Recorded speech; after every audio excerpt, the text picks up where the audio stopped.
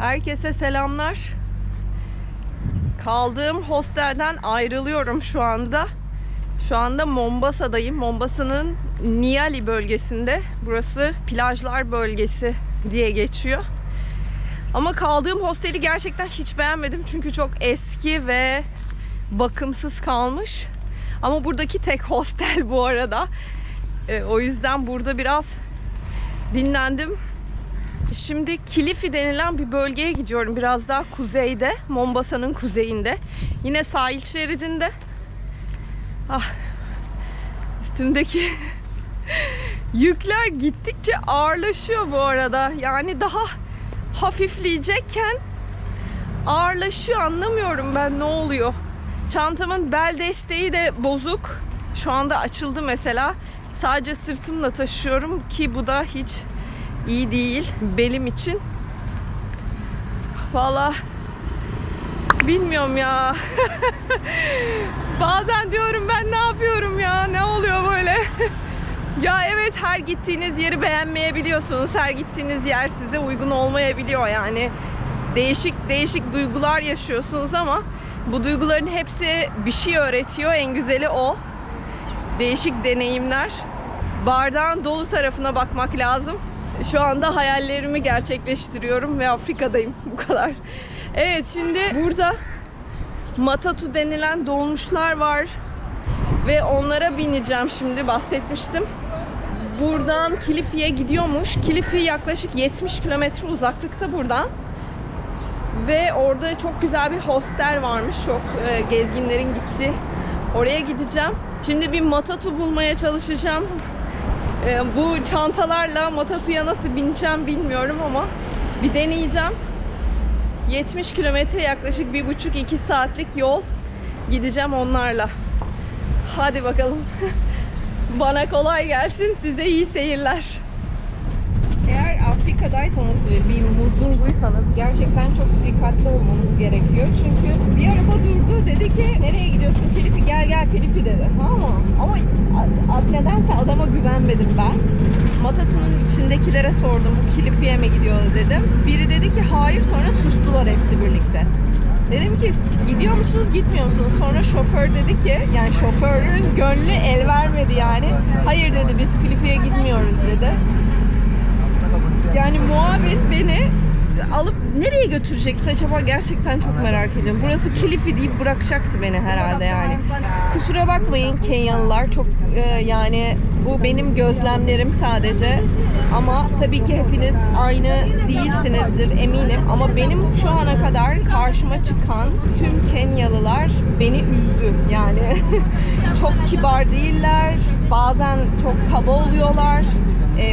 Böyle çok yakın temasta bulunmak istiyorlar falan, böyle gerçekten üzgünüm. Yani Tanzanya'ya gittim ve Uganda'ya gittim. Bunların hiçbirini oralarda görmedim. Ama Kenya insanlarını ben biraz daha farklı gördüm. Bilmiyorum, tabii hepiniz böyle değilsinizdir eminim. Ama benim deneyimim şu ana kadar.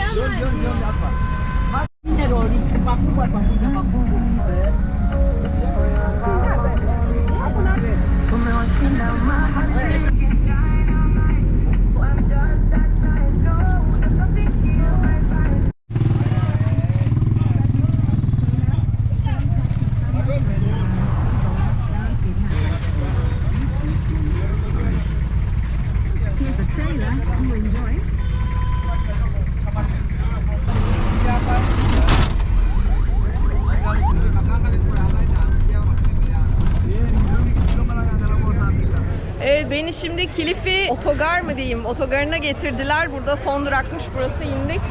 Böyle kalabalık bir yer tabii. Böyle pazar gibi falan bir yeri de var. Güzel, göstereyim o zaman. Şöyle bir yerde indim.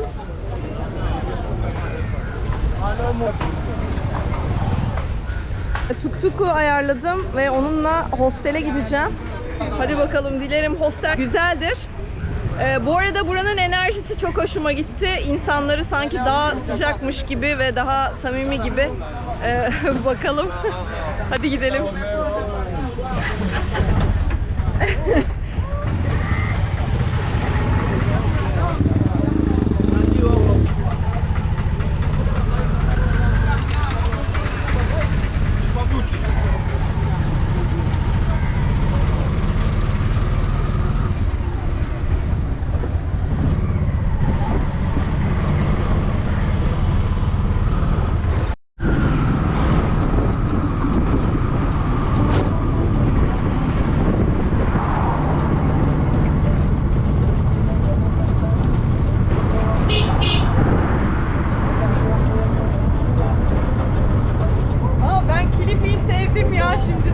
bir yerini görmedim ama hoşuma gitti burası. Böyle bir içim açıldı yani. Orası neydi öyle? İyi sevindim buraya geldiğime. Hareket etmek güzel bir şey ya. Harekette ve nerede hareket orada bereket varmış mı demişler. Kesinlikle doğru söylemiş atalarımız.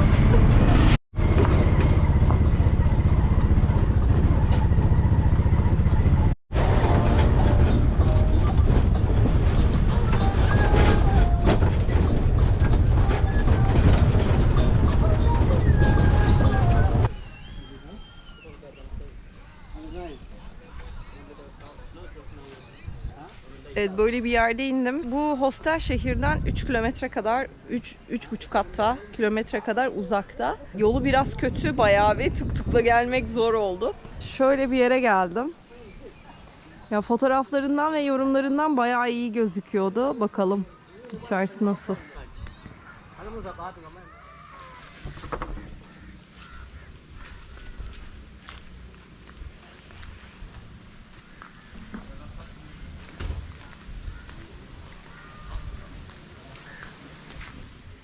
Gelin size şimdi kaldığım hosteli göstereyim. Burası gerçekten muhteşem bir yer. Yani şu ana kadar kaldığım en güzel yer olabilir Afrika'da. Kendinizi hem Afrika'da hissediyorsunuz, hem böyle doğanın ortasında hissediyorsunuz, hem böyle ne diyeyim. Hadi şimdi ben size göstereyim, siz karar verin. Arkamdan gördüğünüz evle başlayalım. Çok minnoş değil mi? Ve önünde de bir salıncak. Biraz yürüyelim.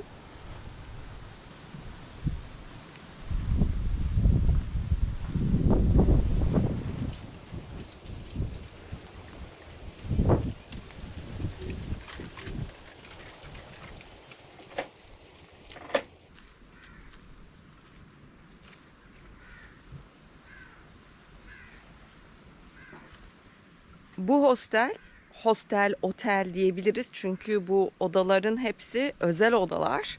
2 kişilik, 3 kişilik, 5 kişilik büyük evlerde kalabiliyorsunuz. Ve burası tamamen doğal bırakılmış. Hatta duşlar, tuvaletler, her şey doğal. Ve tuvaletler kompost denilen bir sistemle yapılıyor burada. Ben de ilk duyduğumda nasıl bir şey diye merak etmiştim. Ama sonradan anlattılar tabii gelince nasıl bir şey diye. Ben de ilk defa deneyimledim. Tabii daha önce Afrika'da hani tuvaleti olmayan bir yerde bile kaldığım için burası benim için lüks bile sayılır. Biraz daha dolaşalım gelin. Ya böyle harika evler var.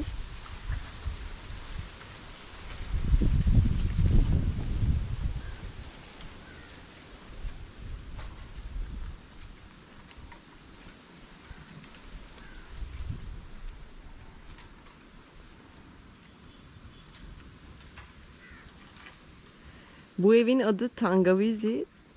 Tangawizi Swahili dilinde ginger demek, yani zencefil.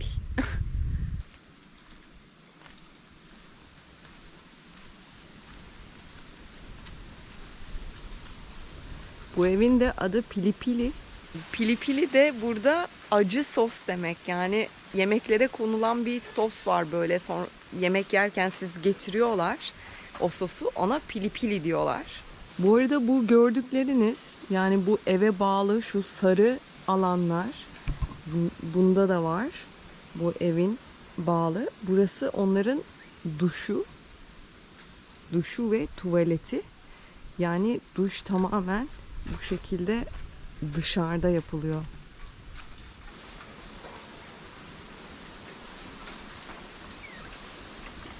Şimdi size bir tane evin içerisini göstereceğim. Bu en büyük evlerden bir tanesi. Gelin bakalım içerisi nasılmış. Evet, bu Pilipili evine giriyoruz. Temizlik yapıyorlar. Hay. Evet, şu an böyle bir 2 ranzası, bir çift kişilik bayağı büyük bir oda burası. Ve hazır mısınız görmeye? Ve bu kapıyı açtığınızda böyle bir bahçeye geliyorsunuz arkadaşlar. Yani burası tuvalet ve banyonuz. Şurası tuvalet. Yine kompost tuvalet kullanıyorsunuz.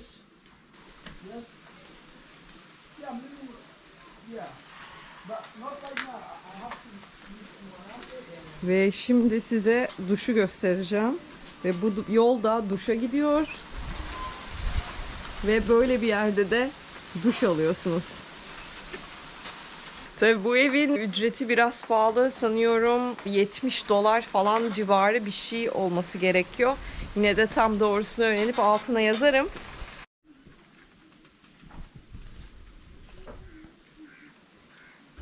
Burası da başka bir oda. Burayı da açık buldum. Burası da aynı döşenmiş. 4 kişilik bir çalışma masası var. Ve aynı şekilde bunun da böyle muhteşem güzel bir bahçesi var. Abi bu nedir ya? Ne kadar güzel yapmışlar. Ve tatam. Bu da duş. Bayağı burada duş alıyorsunuz yani. Tamamen size özel.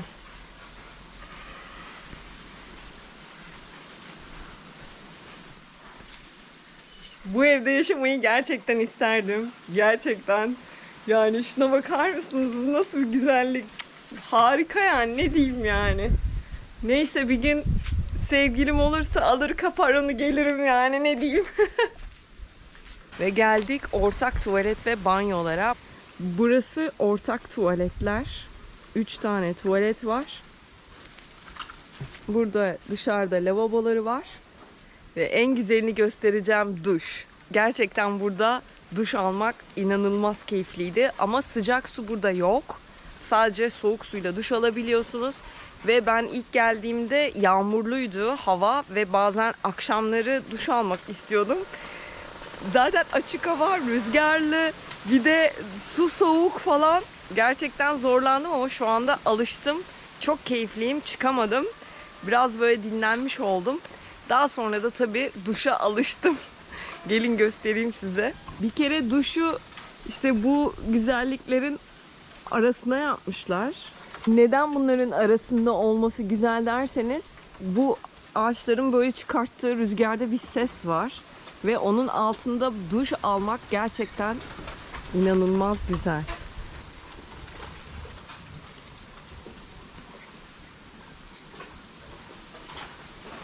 Böyle minnoş bir duş yeri yapmışlar. Şimdi bakın. Buradasınız. Şurada duş alıyorsunuz. Ve burada bunların sesleri, görüntüleri. Harika değil mi? Valla en keyifli aldığım duşlar buradaydı. Yani gerçekten şu doğanın ortasında ve şu ağaçların, rüzgarın sesleriyle.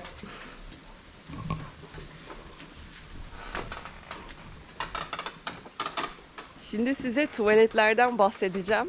Tuvaletler kompost tuvalet diye geçiyor. Ve kompost tuvalet nedir? Gelin bakalım. Burası çok güzel, çok doğal, çok güzel ama böyle bir tuvaletlerde kalır mıydınız? Gerçekten merak ediyorum. Evet, şimdi bir tanesine girelim. Şimdi burada böyle perdeler var. Bunu kapatabilirsiniz. Ya da kapatmayıp doğaya doğru yani tercih sizin, doğayla baş başa tuvalette kalabilirsiniz. Ya da perdenizi örtüp özel alanınızda işinizi görebilirsiniz. Şimdi tuvalet böyle bir şey. Mutlaka ısı kapalı oluyor. Ve şöyle bir şeyden bahsediyoruz. Tuvalet. Burası aşağı kadar giden bir şey.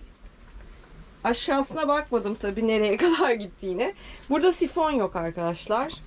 Yani olayı bu. Sifon yok ve tuvaletinizi yaptıktan sonra talaş gibi şeylerle içine atıyorsunuz ve o sizin sifonunuz oluyor. Böyle bir talaş var.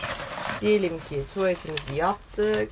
Alıyoruz ve bunu atıyoruz.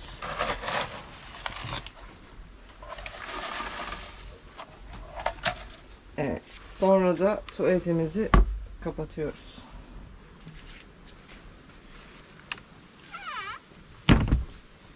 Evet, nasıl? İlginç mi?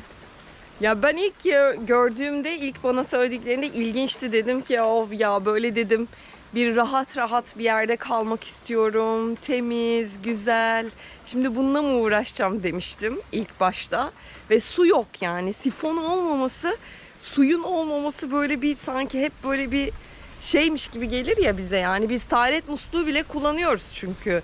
Buralarda öyle bir şeyler de bile yok.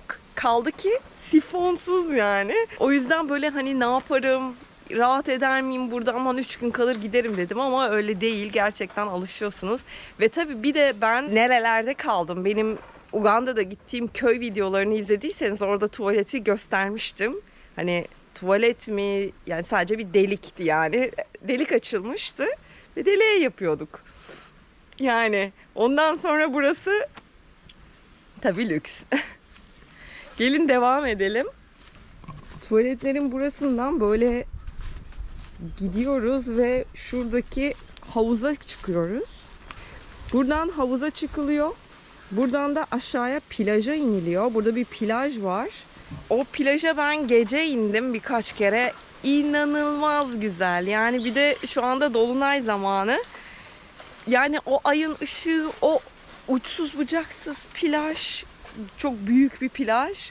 Yani o görüntüsü, o şeyi inanılmaz güzel. Böyle de devam ettiğimizde böyle de havuza çıkıyoruz sonunda. Ve sizi böyle güzel bir ortam karşılıyor burada. Yani burası hem bir hostel hem bir otel. Yani isterseniz dormda kalabilirsiniz, isterseniz evlerde kalabilirsiniz. Ve havuzu gerçekten çok güzel. Dinlenme alanları çok güzel.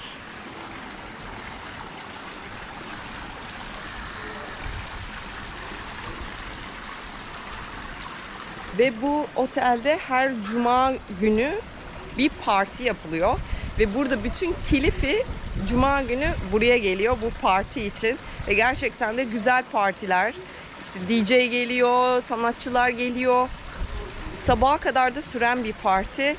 Eğlenceli, güzel. Hem dinlenebileceğiniz, hem eğlenebileceğiniz, hem güzel yemekler yiyebileceğiniz, hem de mutfağında kendi yemeğinizi pişirebileceğiniz gerçekten çok özel, çok tatlı bir hostel. Gerçekten Afrika'da kaldığım, şu ana kadar kaldığım en iyi hostel burası. Böyle gittiğinizde başka bir alana çıkıyorsunuz ve burası işte voleybol oynayabiliyorsunuz. Burada bir sürü atraksiyon var. Ben burada bir dans hocası buldum ve dans dersleri aldım. Şu arkamda gördüğünüz platformda izin verdiler. Hoca geldi. Ben orada dans derslerimi yaptım. Ve istediğim yerde çekimler yapabildim. Gerçekten güzel bir yer. Ve işte efsane bir yer. Ben burada yatmayı ve dinlenmeyi çok seviyorum. Burada yatıp dinleniyorsunuz. Güzel, huzurlu bir ortama karşı.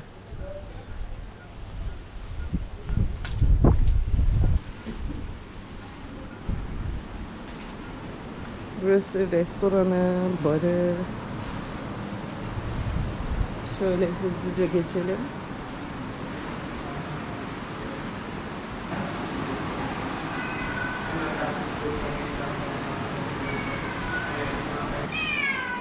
Ah, bu benim minnoşum. Bu beni görünce hemen miyavlar. Ona mama veriyorum çünkü de. Ne? Ne? Burası da hostelin mutfağı. 2 tane buzdolabı var.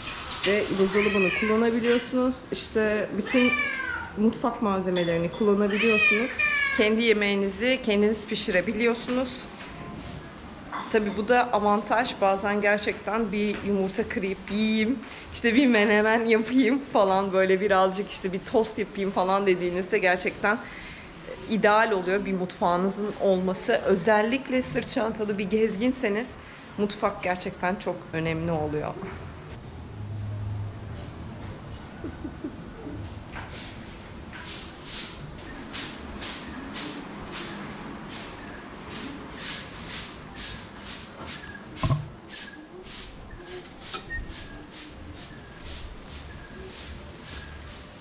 Böyle bir çalışma odası var bu arada. Çalışmanız varsa, işiniz gücünüz varsa burada da onu halledebiliyorsunuz. Sen beni mi takip ediyorsun? Minnoşum benim. Ha? Evet, böyle güzel, tatlı, keyifli bir hostel. Şimdi size gelin kaldığım yeri de göstereyim. Kaldığım yerin görünüşü uzaktan şöyle. Böyle çok tatlış bir Afrika evi. Böyle bir kartınız var. Kilidi kartınızla açabiliyorsunuz. Ve böyle 4 tane ranzası var. Şurası da benim yatağım. Evet, 10 gün burada kaldım. Güzel minnoş yatağım. Evet, böyle. Dur dışarıda konuşayım. Evet, hostelimiz de böyleydi. Gerçekten çok tatlı, çok güzel. Gelirseniz buraya gelmenizi gerçekten tavsiye ederim. Buradan herhangi bir ücret almadığımı özellikle belirteyim şimdi.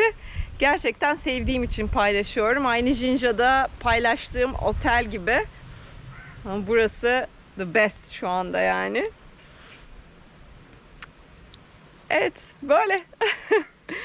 Burası Kenya'nın Mombasa şehrine bağlı Kilifi kasabası. Kilifi gerçekten vakit geçirmek için güzel bir yer. Çünkü böyle işte böyle eğlenceyi, partileri, insanlarla tanışmayı falan seviyorsanız Kilifi'de bunu çok fazla bulabilirsiniz. Onun dışında hafta sonları partiler oluyor.